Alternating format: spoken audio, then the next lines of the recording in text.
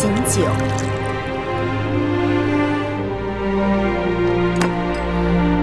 魏夫人辛苦了。大王，请饮合锦酒。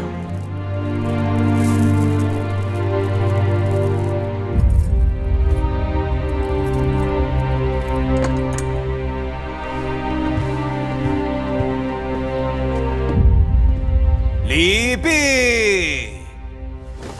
恭贺大王皇后。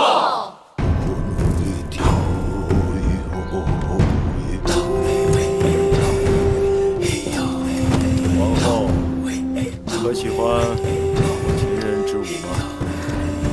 果然西北之地多豪迈之风。古人说，舞蹈的舞和咏武的武乃为同源。我今日见了，相信了。大王，姐姐听说楚人也有歌舞。寡人曾在郢都的祭祀大典上得以观赏，甚为优美。祭祀大典。对了，楚人好巫，歌舞都是装神扮鬼的。王后一看就是善舞之人，日后在大王身边，不知王后是扮神还是扮鬼呀？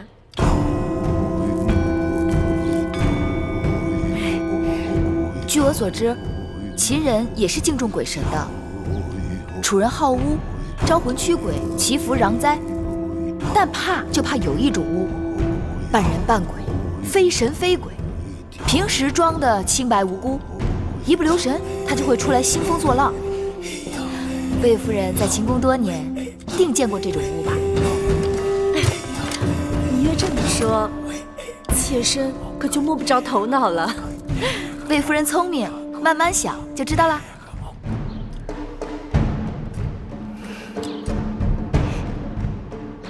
今日大王大婚，台下毛歌相向，台上唇枪舌剑，好不热闹啊！让姐姐看笑话了。秦人好武，只要不要把这比武变成比武就行。芈月只是想告诉大王，其实楚人与秦人一样善歌舞。秦国有武士之舞，楚国有女妓之蹈。既然殿上已经有了武士之舞，那就望大王允许，请楚女献上楚国的山鬼之舞。准。献山鬼之舞。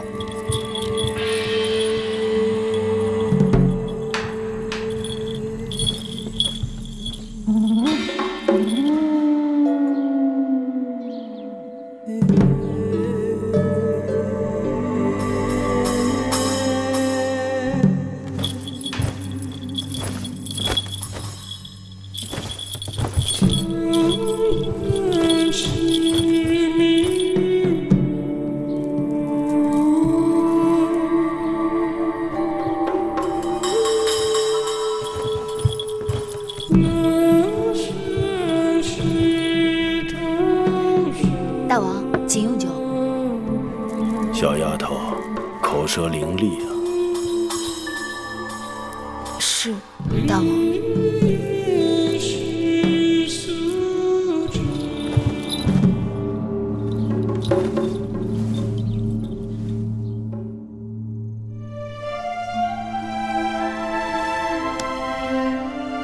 桃之夭夭，灼灼其华；之子于归，宜其室家。舒儿，从今日起，你不再是楚国公主，而是我秦国王后。大王，这是你在秦国的身份，好好珍重。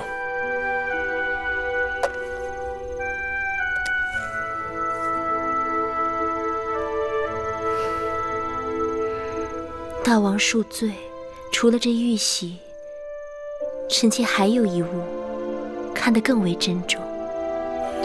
是什么？是大王对臣妾的真心。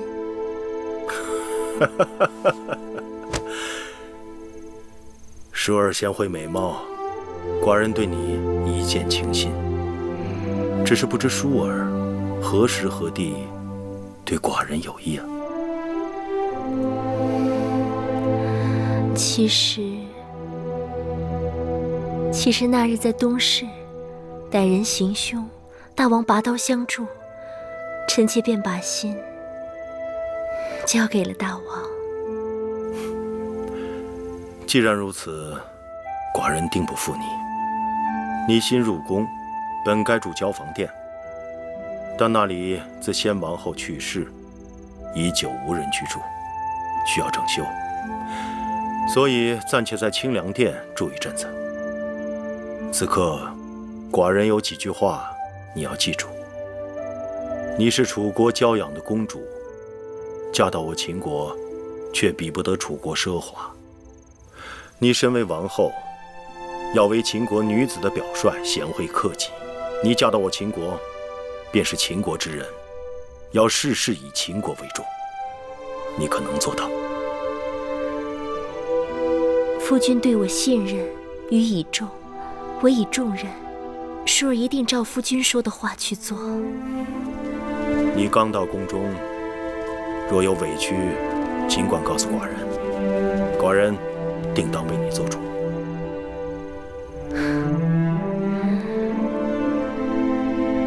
臣妾一来就掌管后宫，说不定会招人嫉恨。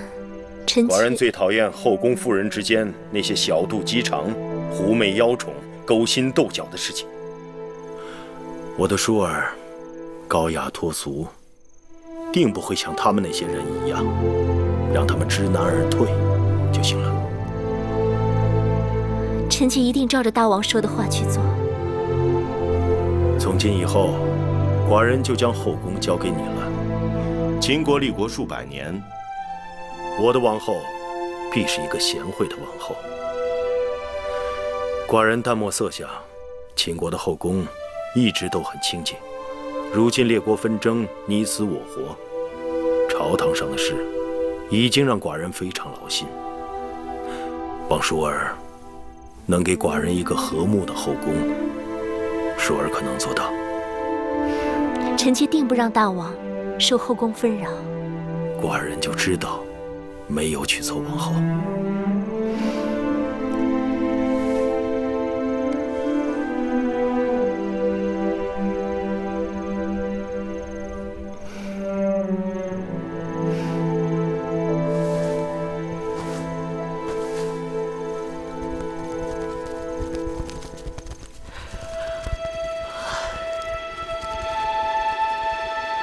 芈月妹妹，咱们3个人这一夜就这么守着吗？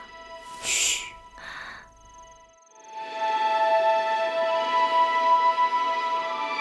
身为应女，头3日依礼法，都得这么在室外守着。反正就这3日，3日之后就由玳瑁、珍珠等贴身侍女打理了。忍忍吧。要不然咱们轮班吧，一个人先靠着板壁打个盹儿，另一个就守着，等到下半夜，咱们再换。好啊，那孟昭姐姐和芈月妹妹守前半夜，我守后半夜，如何？不用了，这前半夜都快过去了，景妹妹也没休息多久，就由你和芈月妹妹来守上半夜，下半夜由我来守吧。谁看不出你的心思？应女陪嫁守夜，不过是为着夫君兴致来了，可以随时释放。上半夜大王必是和王后欢好，到了下半夜，谁守夜谁得便宜。我看你就省省吧，咱们打个赌，这一夜我们3个都白守。大王是不会叫任何一个人进去服侍的。那可不一定。你说这话真不知羞耻。你才不知羞耻呢，我只是堂堂正正把话说出来了，可不像有些人明明心里想要，却口不应心。哎，行了行了，既然你们都想守下半夜，那我来守上半夜，你们先歇息吧。哼。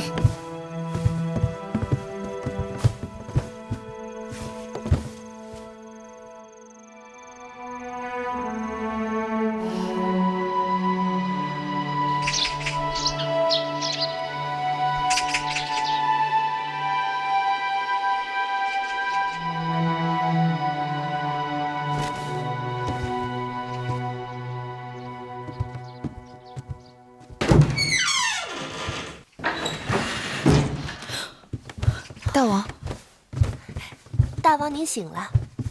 王后还在睡觉，别吵醒她。大王可要更衣洗漱，奴婢这就去叫人。不必了。母监，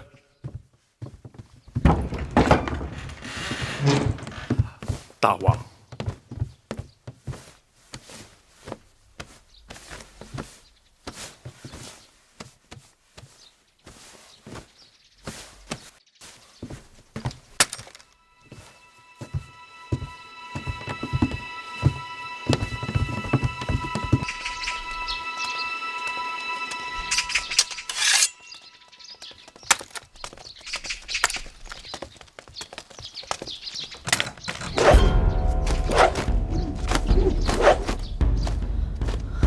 大姐，大王这是？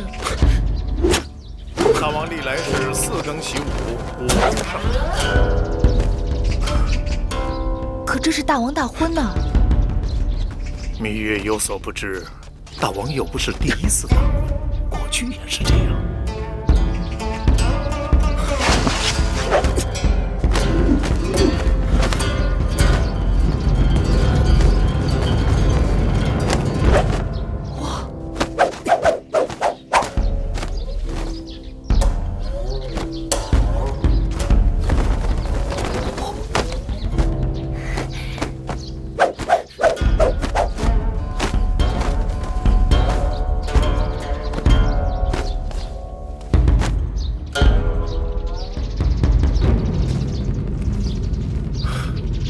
母监，在。盾牌。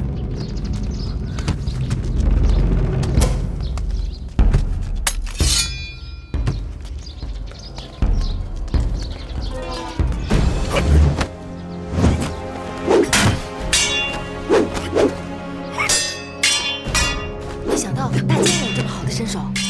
师傅跟着大王上阵多年，每日陪着大王习武，这么多年下来，多少也能有些功底。长年累月陪大王习武，真是不易。一年四季风雨无阻，倒也行。哎，可眼下是夏季，若是到了冬季刮风下雪，4更起来，你们就更难了。这大王都不难，我们做下人的有何之难？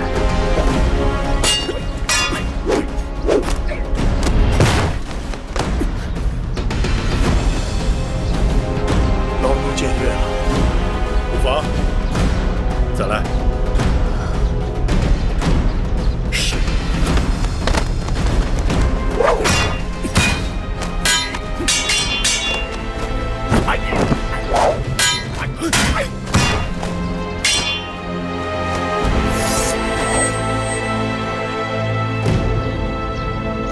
大王，母监，更衣。是。大王的武艺真是炉火纯青，让臣妾大开眼界。大王真是有万夫不当之勇，静如处子，勇如猛虎。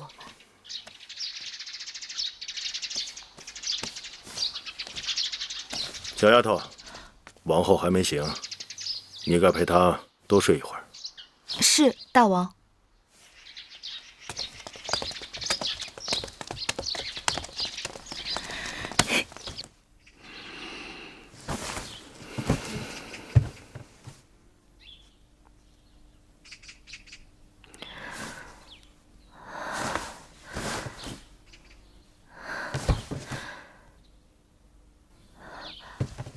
月儿，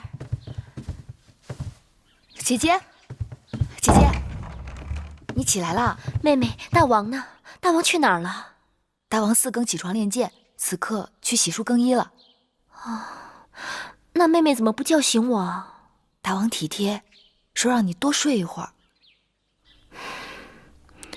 来到咸阳，嫁入秦宫，按理说我该心满意足，但我心里却更是七上八下的。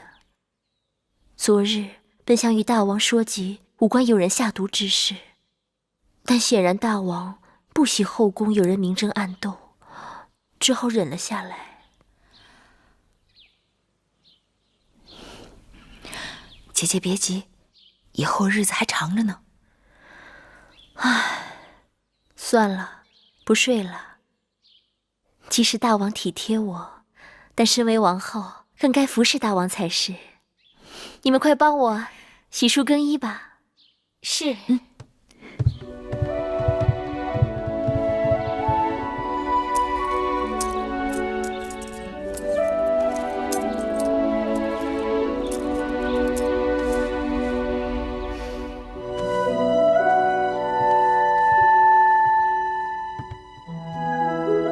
大王，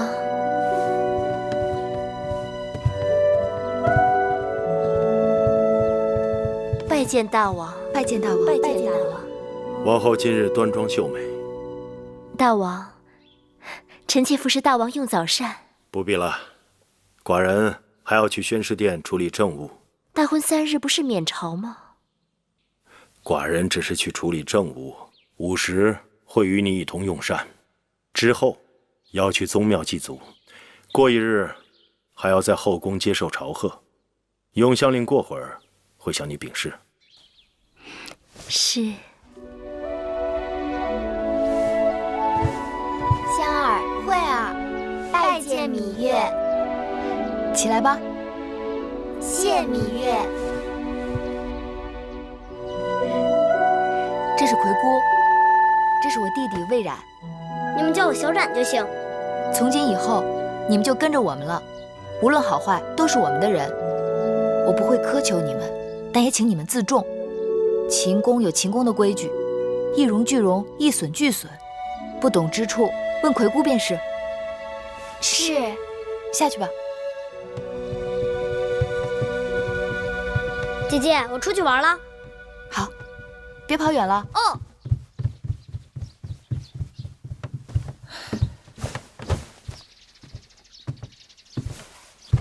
葵姑心里一定怪我。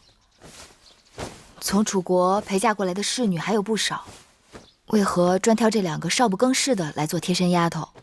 这次进秦宫，你定要选这个最偏远的小院子住。我由着你，你自小在宫里吃苦，不习惯人伺候，我也觉得人多口杂，手下够指派的就行。但这里是宫廷，你是楚国公主，身边人总该伶俐管用些。伶俐管用自然是好，忠厚老实更重要。年龄大的侍女都是被调教过的，这楚宫里面尔虞我诈，大约学会了不少。所以我挑人只要一条，就是心里头干净。做事情拙我可以教他，但做人拙你是教不好的。说是朝贺新王后，但魏夫人他们肯定是有备而来。妹妹查了查，这前朝后宫简直就是魏国人的天下。魏夫人是先王后的妹妹，魏少氏又是魏夫人的族妹，大王的长子公子嬴华是魏夫人的独子，连那大良造公孙衍也是魏国人。妹妹快把那些有封号的嫔妃都跟我说说。听说大王素不好色，宫中嫔妃不是先公所赐，就是与先王后大婚时的应女和各国送的美人。唐夫人资历最老，大王少年时就跟着大王了。大王登基之前与魏国联姻，魏夫人随着先王后嫁到了秦国。大王登基后不久，魏王又把樊少氏和魏少氏送给了大王。另外，魏良人、国美人分别是东周公和西周公所送，除了病故的和犯了宫规被夺了位分的，宫中有封号的也就这些了。外人都传，眼下大王最宠爱的是樊少氏和魏少氏，樊少氏也是刚刚有了身孕。这些人之中，也不知道他们对我们都是什么心思。眼下不管他们千条妙计，姐姐只守一定之规。赏赐的东西我有准备，姑姑，去把那东西拿来。是。珍珠。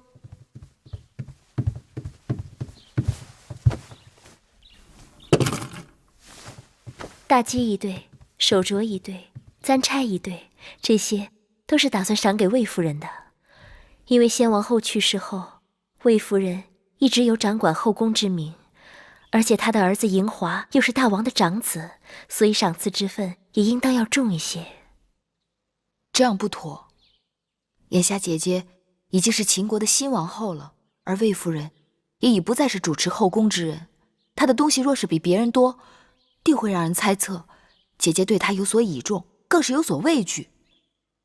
依我看，她的东西应当与别人一样，这样让仰仗她的那些人知道，如今后宫的主人已不再是魏夫人，同时可以让众人知晓，新王后对大家一视同仁。就照你说的办。珍珠，按照赏赐的人数到我的嫁妆中挑选出来，一人一份，全都一样。是。唉，大婚当日，魏夫人话里话外都颇为挑衅，算是公开与我为敌。但其他人，我心里无数。听说那个国美人艳冠后宫，当年入宫3日，就被大王封为了美人。宫中永远不缺美人，姐姐不必惧她，倒可以好好安慰她。至于那些相貌平平、头脑却不平平的人，姐姐倒是要好好留意。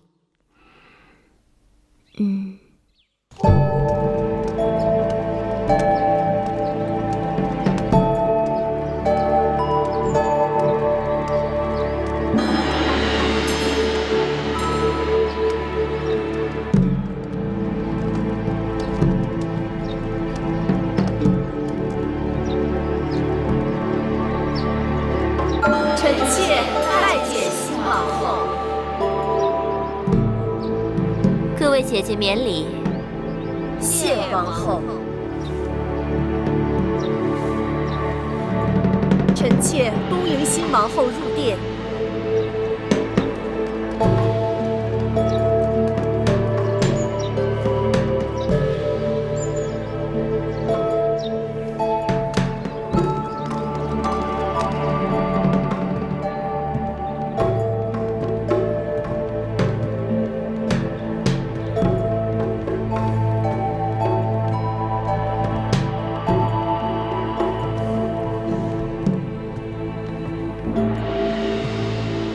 这交房殿雄宏巍峨，但这陈设未免过于简朴了。这殿里的一草一木都是当年我姐姐先王后亲手安顿的。我姐姐就是先王后去了以后，这里的一切都是按照她在世时的摆设，丝毫没有改变。就连每日熏的香都是她最喜欢的千蕊香。今日新王后在这儿，臣妾恍惚觉得我姐姐并没有离去。据说，当年我姐姐初入宫受朝拜，穿的也是同样的笛衣，站在同样的位置上。唉，真是物是人非，让人唏嘘不已呀。魏夫人定是糊涂了。今日本该魏夫人带领后宫众人朝拜新王后，但魏夫人好像打算带着众人祭祀你那过世的姐姐。哎呦，罪过罪过！芈月不提醒，臣妾还真是差点忘了自己的本分，竟说些不着边际的话了。这时辰是该臣妾率众姐妹拜见新王后了。那好，今日初见几位姐姐，不知该如何称呼。魏夫人昔日主持后宫，那就由你来引荐吧。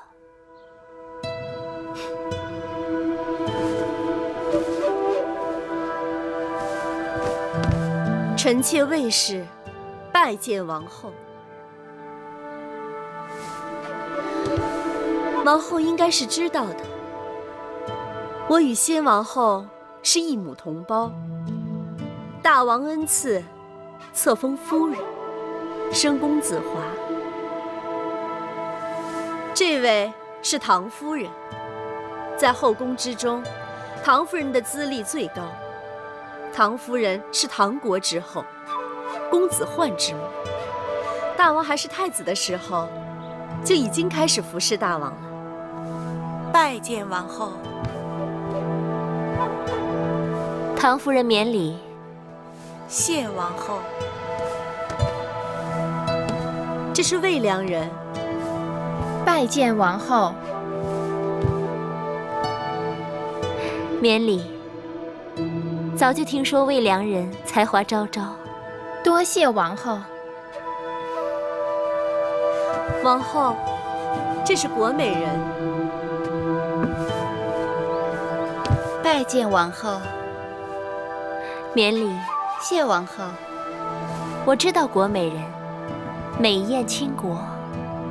王后谬赞。这位是樊氏，魏国人，封少氏。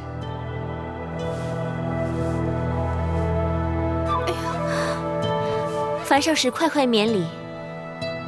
你既然有身孕，从今以后见到我，不必再那么多繁文缛节的。谢王后。这位是我的族妹，魏少使。拜见王后。免礼。谢王后。魏国果然出美人。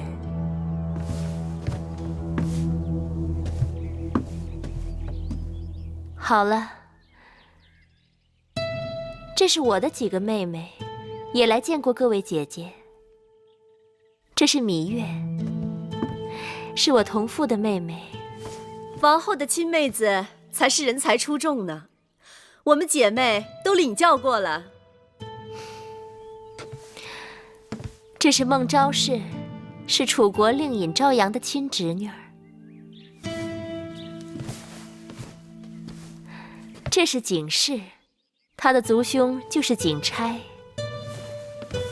景差善赋，列国皆知。玳瑁姑姑，把东西端上来。是。今日与众姐妹初次见面，每人姬钗一对，镯子一对，簪耳一副，锦缎2匹，诸公子书简一卷，笔墨刀砚一副。谢王后。谢王后赏赐，只是魏夫人和我们众姐妹的赏赐一样多，实在是不妥。有何不妥？王后初来乍到，恐怕不太清楚这其中的缘由。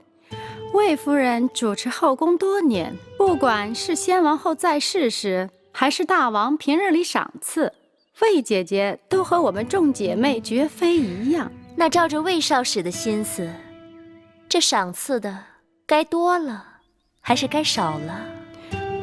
这多少，当然是由大王和王后随意。这话就对了，多与少都是大王和王后随意，而不是别人讨要的。所以，今日的见面礼，没什么不妥的。王后与众姐妹寒暄多时，一定口渴了。来人，敬茶。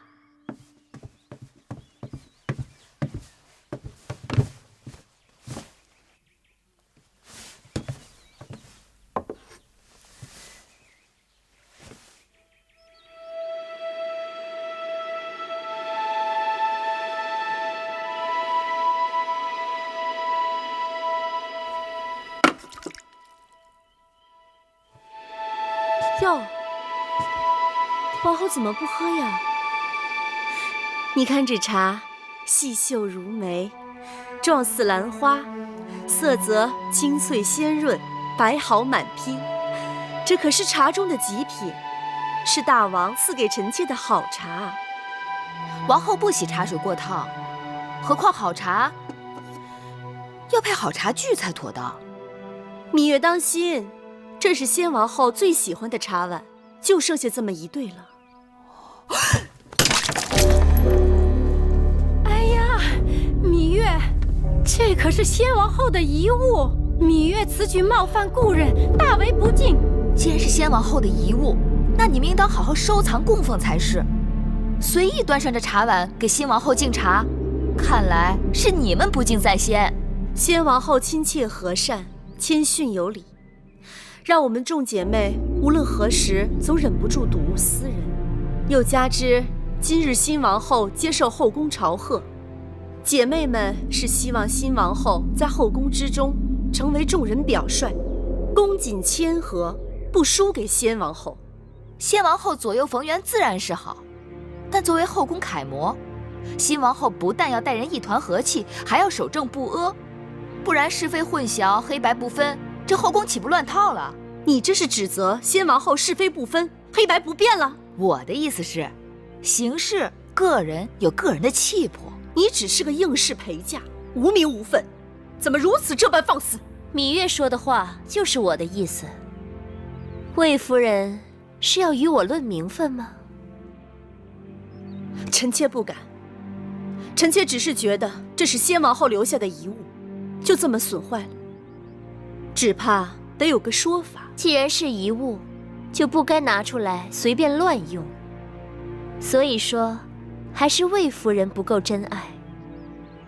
从今日起，这交房殿里里外外所有先王后的旧物，都送到先王后的2位卫士妹妹们房中去，让人摆放整齐，设炉焚香，以方便2位姐姐每日睹物思人。至于这控制下来的交房殿该如何布置，我另有打算。今日交房殿好热闹啊！拜见大王。大王，寡人知道今日你们姐妹相见，看起来你们都相处得很和睦。大王，各位姐妹都颇为热诚，让臣妾感动不已。如此，寡人就放心了。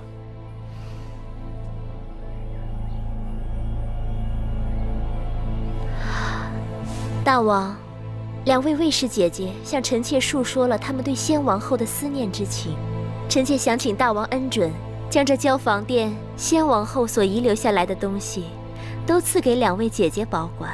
这交房殿久无人居，臣妾想重新整修布置一番，也让大王看个新鲜。你是寡人的王后，这些许小事，你自己做主便是。是，大王这么说，臣妾就安心了。妹妹真是令我刮目相看。今日若不是靠妹妹的才智，很难打下卫氏姐妹的气焰。其实她们并不惧怕我一个小小应试，能让她们低头的，还不是因为姐姐的位分。大王想要一个清静的后宫，我也并非妒忌之人，容不得大王与别的女人亲近。我只是厌恶那些想要算计我的人罢了。倘若卫氏姐妹真能看在我的位分上夹起尾巴做人，我也会放他们一马的。只怕难遂姐姐心愿，他们想要的永远比姐姐能给的多。妹妹看到魏夫人脸色了没有？白里有青的。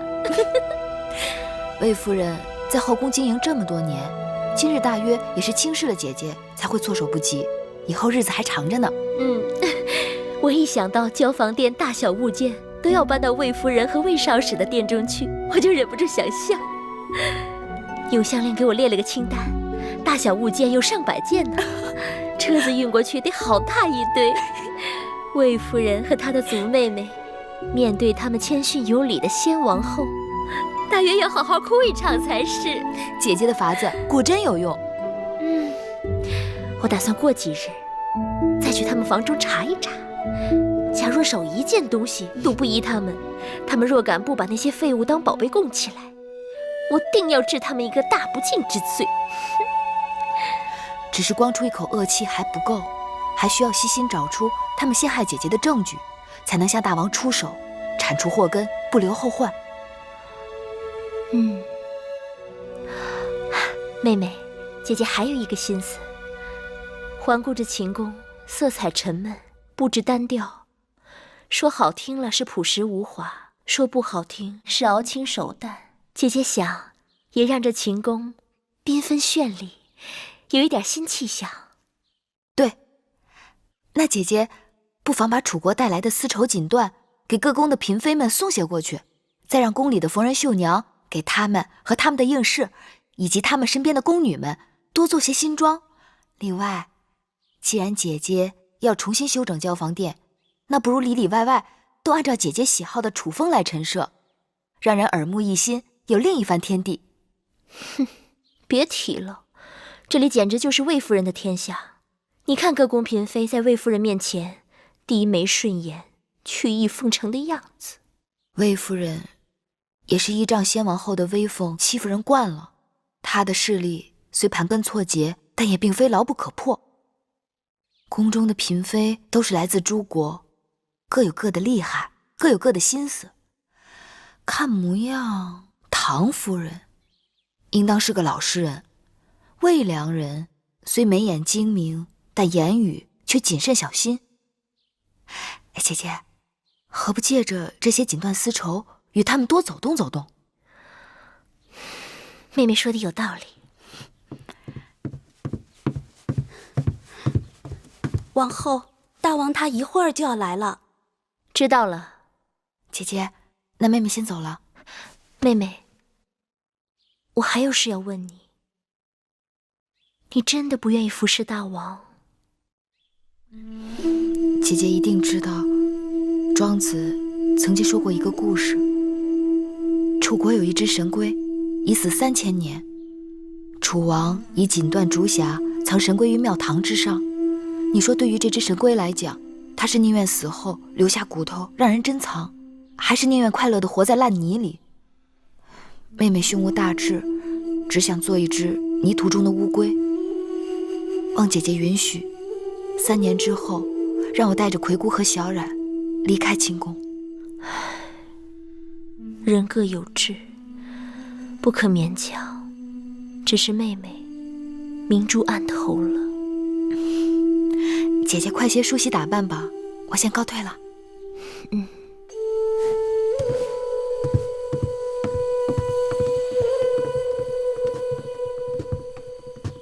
王后，今日的情形，奴婢在一旁都看见了。王后的确是赢了一局，可那个芈月的风头，简直盖过了王后。你也该看到了，当时除了月儿，无人能帮我。月儿不争宠，不要名分，你还要她如何？奴婢多嘴了，王后息怒。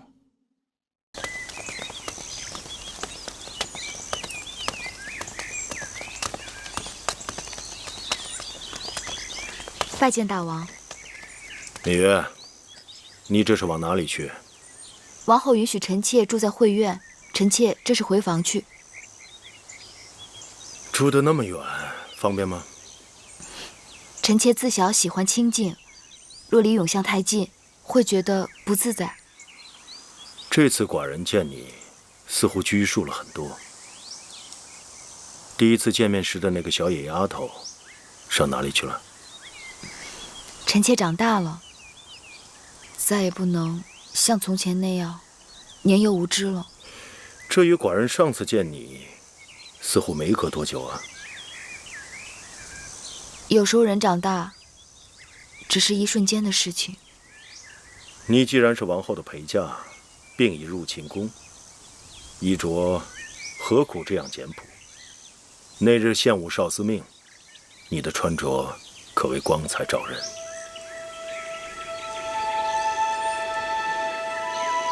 大王该知，士为知己者死，女为悦己者容。皇公子虽不幸故去，但秦国还有许多好男儿。世上悦己容易，可知己难。说的也有道理。大王请。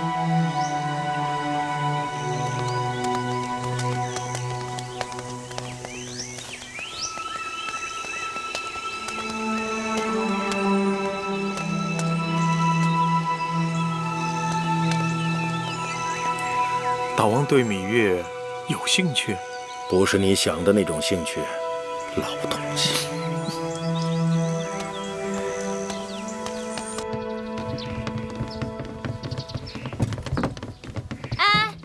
别再往正殿里搬了，店里都已经放不下了。那放哪里啊？这些都是什么东西？拿去当劈柴烧都没人要。大王的旨意，凡是先王后遗留下来的物品，都要由魏夫人和魏少使小心保管。哎，你不必跟他说了，他也是听差办事。去吧，放到偏殿的库房里。是，都搬到库房里去。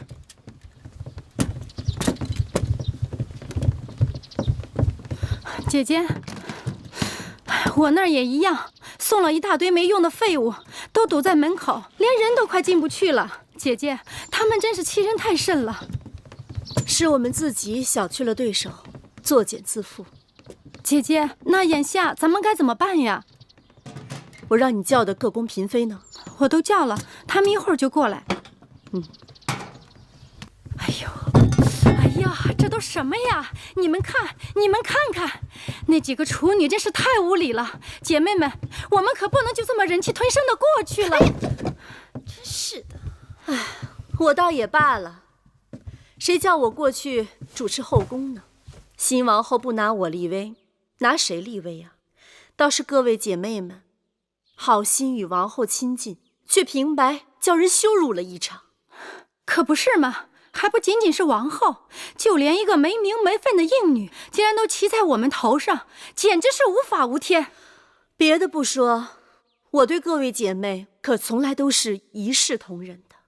这2日大家都看到了，往后这后宫之中，只怕处女当道，我们姐妹连站的地方都没有了。夫人说的有理，怎么能任他们这样欺辱我们？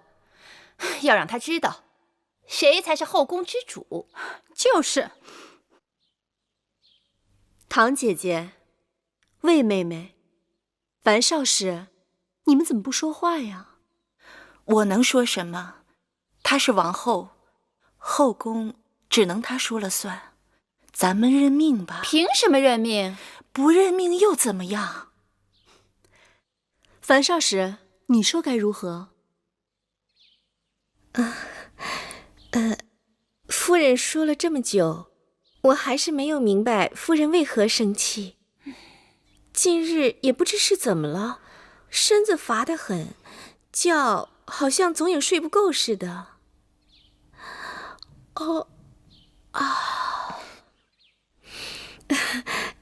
各位姐姐笑话了。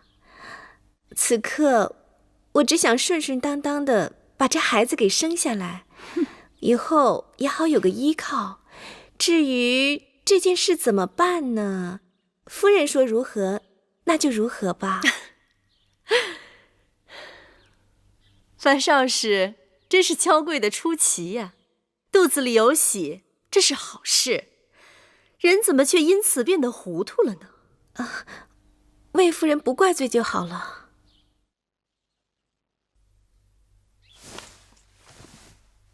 其实方才各位姐妹言重了，王后初来宫中，就算有什么不到的地方，我们也应当多提点着，才不负大王对我等姐妹的期望。哼，提点，明明是我们吃了亏，难道还要帮他？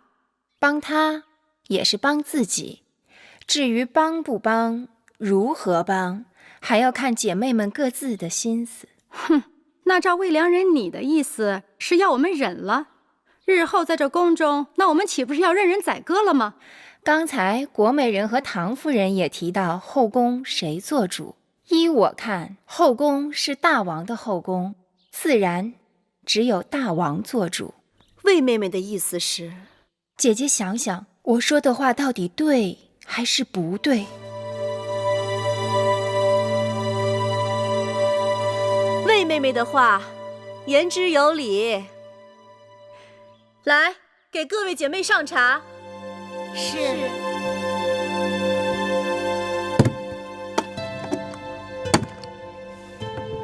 大监，这是我的一点心意。老奴无功受禄，实在是不敢当。大监客气了，您是大王身边的老人，照应大王多年，当然有功。那老奴就不客气了。我请您来，一是因为我从楚国带来了上好的茶叶，请您品一品。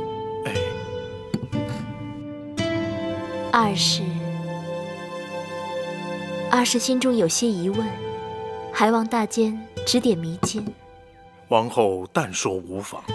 宫中都说唐夫人是服侍大王最久的，先王后在世也就罢了，先王后不在了，她既有儿子，位分又高，为何这后宫当中全都由着魏夫人一人说了算？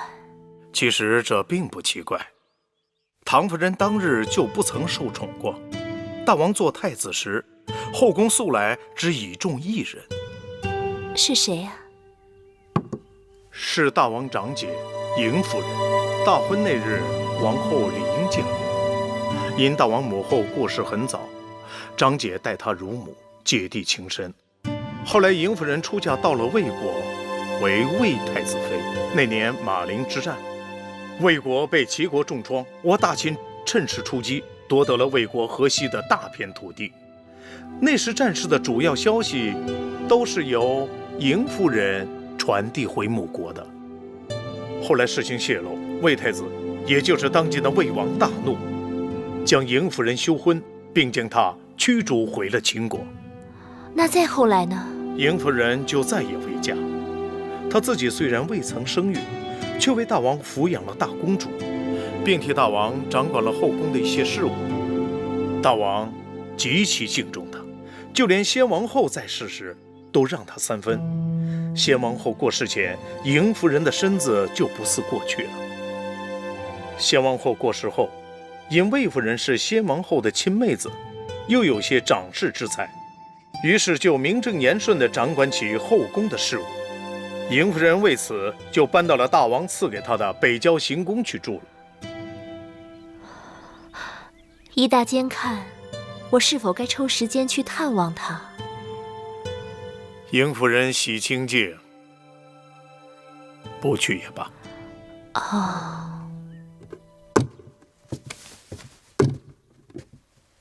夫人，雍大人来了。哦，让他进来吧。是。你下去吧。是。雍瑞拜见夫人。雍瑞，你来得正好，快过来吧。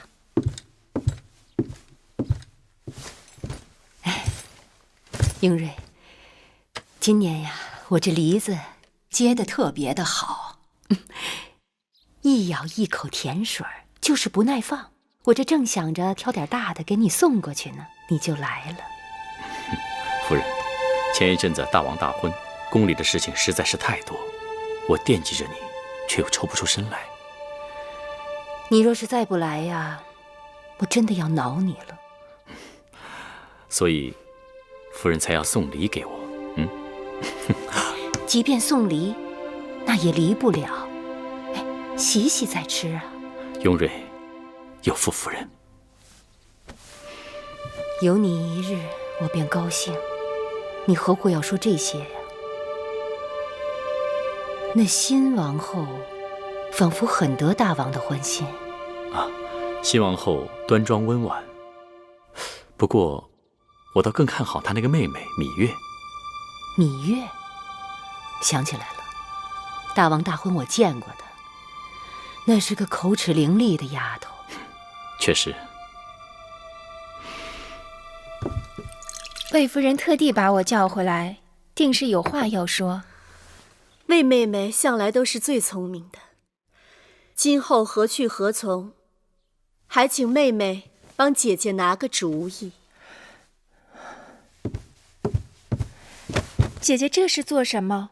你明明已处于不败之地，何须我来拿主意？妹妹不必多礼。妹妹，你此话怎讲？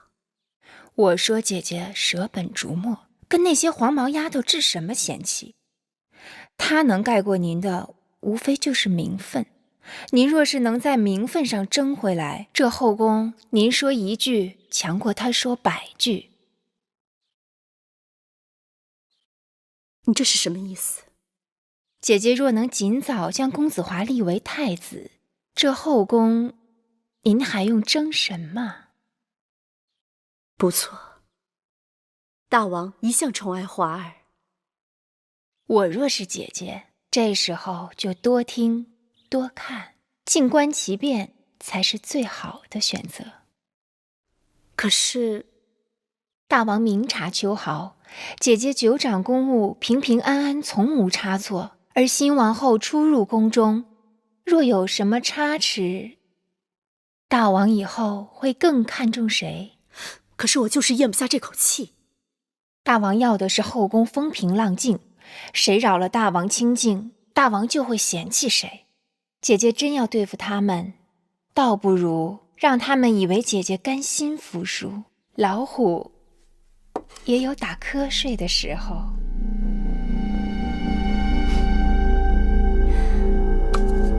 媚良人不愧是出身魏国，当真是有鬼谷子之才，得纵横心术啊！我这也是班门弄斧，大主意还要姐姐自己拿。夫人，彩绿，有话直说。夫人从来都对后宫的纠纷躲避三舍，今日为何要给魏夫人出主意？我们的母国在诸国当中最弱小，不仅要依附魏国，还要看其他强国的脸色行事。我在宫中同出一辙，既不能得罪魏夫人，还要看其他嫔妃的脸色。母国国君盼我能在大王面前说上话，父亲母亲盼我能在后宫左右逢源，真是难呐。可给魏夫人出主意，就会得罪了新王后啊。魏夫人向我讨主意，我怎能不敷衍她？新王后是不是得罪得起，还要看。再说，我给魏夫人出的主意也算不上任何主意，不是吗？是。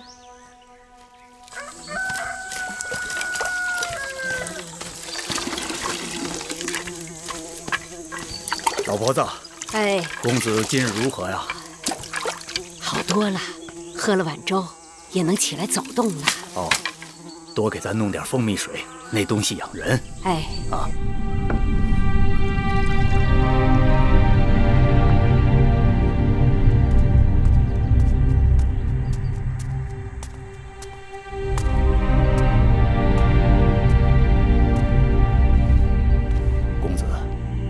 你身体还未痊愈，应当躺着，喝碗蜂蜜水吧。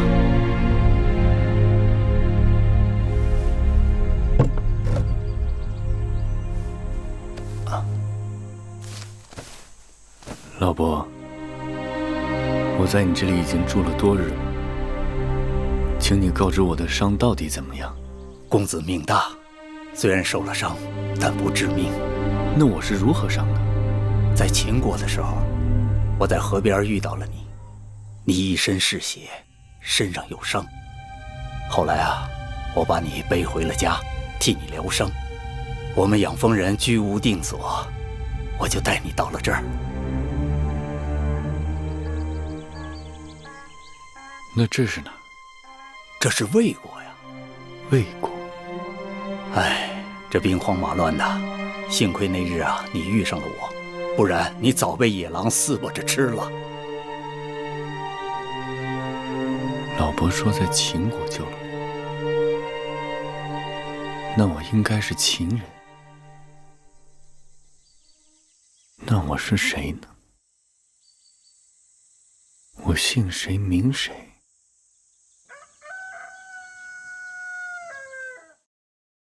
夫人，这是夫人的父母亲让小人转交给夫人的信和礼物，小人送信已回，呈交通关符节。父亲母亲的身体可好？母国国君有何吩咐？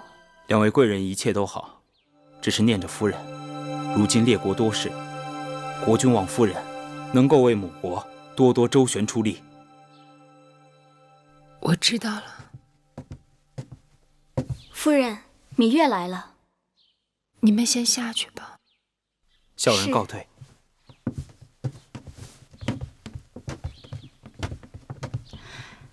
魏良人，芈月，这是王后精心挑选了一些楚国上等的绸缎，给姐姐送来做衣裳，也是想让姐妹们给宫中添些颜色。王后真是有心了。芈月，快坐。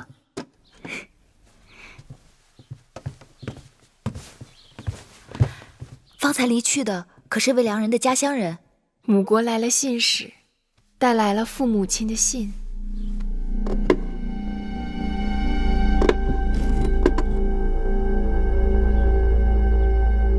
芈月，芈月，你怎么了？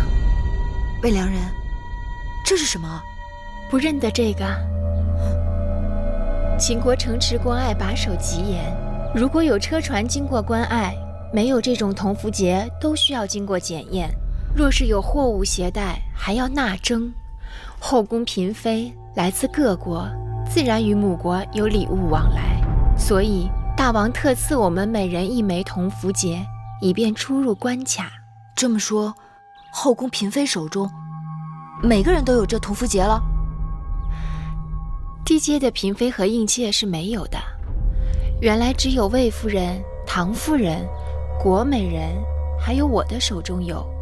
去年大王分别给了魏少使和樊少使各1枚，如今王后手中应该也有1枚。有什么区别吗？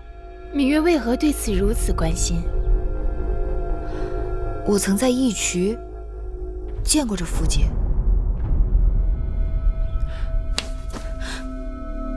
魏良人可愿教我，如何才能分辨出每个人手中铜符节之区别？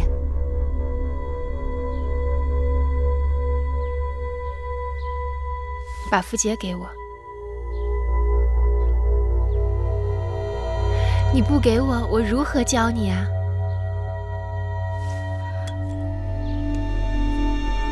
芈月，看清楚了吗？这个位置是一个魏字，是国名。芈月，可记得你当初看到的铜符节这个位置上是一个什么字？我记不清了。芈月呀，这种事情你还是不要纠缠进去的好。为什么？这宫里是是非非，稍有不慎就会给自己和身边的人招来祸患。所以在这宫里久了，有许多事不能说也不能做，装聋作哑才能明哲保身。我明白魏良人的意思，我一向做事恩怨分明，绝不会牵连他人。看来你还是不明白我的意思。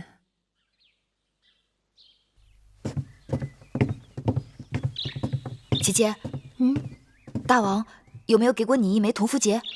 是，大王曾告诉我说，宫中位分较高的嫔妃们都有这样一个通关的铜符节。拿来给我看看。姑姑，去拿来。是。妹妹怎么想起这符节了？因为这符节就是宫里人和义渠人勾结的证据。有了这枚符节，追查那义渠人背后的主使就有眉目了。真的？妹妹快看看，是不是这个？没错，就是他。当日我被义渠人劫到义渠草原，在义渠人手里，我见过这东西，一模一样。啊，有了证据就好了，你我可以直接去找大王陈情了。是。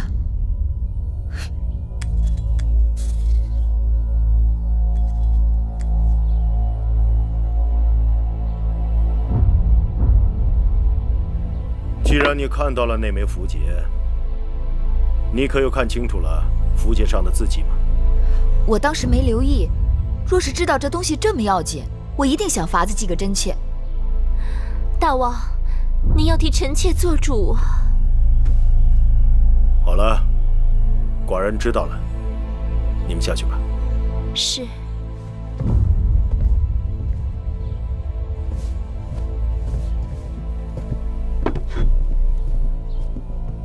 义渠人手里竟然会有我大秦通关的符节，倒真让寡人心惊。大秦的符节绝不会在普通人手里，要么是重臣，要么是后宫嫔妃。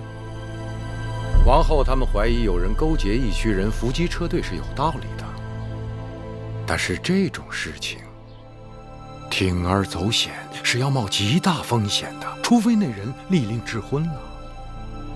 新王后若出事，对谁最有好处？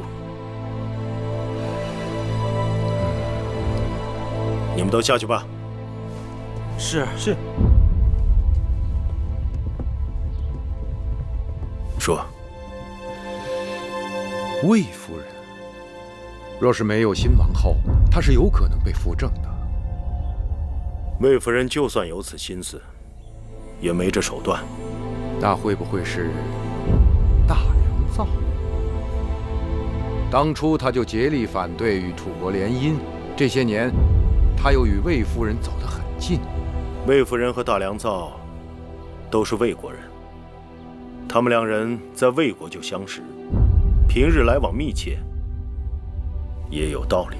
大王，公孙衍身为大良造，权倾朝野，手中的权力几乎与商君无异。当日，先公封商君为大良造，将国政尽付商君，为的是支持商君变法。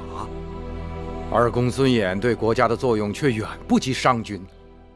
虽然他也战功赫赫，但臣以为他身居大良造高位，倘若不能警惕自守，却勾连母国，甚至将手插进后宫之中，那这件事情就不得不防啊。楚离子，寡人明白你的心思，但公孙衍才华盖世，功勋累累，朝中军国大事，均离不开公孙衍。寡人相信他对大秦的忠心。那这个案子，大王打算如何处置？先不要声张，等等再说吧。是。你们都找仔细了，打开箱子，仔细找找。是夫人。放到哪儿了？到底放到哪儿了？哎呀，这个如何是好？哎呀，这到底放在哪儿了？你到底放在哪儿了？啊？哎呀，在哪儿呢？哎呀，夫人，找到了，找到了。吓死我了！这个可千万放好了，切不可丢了。什么东西不可丢啦？姐姐，是你啊，吓我一跳。妹妹，你听没听说过有关符节的事情？怕什么？你的符节不在这儿吗？哎呀，亏得找着了。你说我到底带哪只啊？姐姐来的正好，快请坐。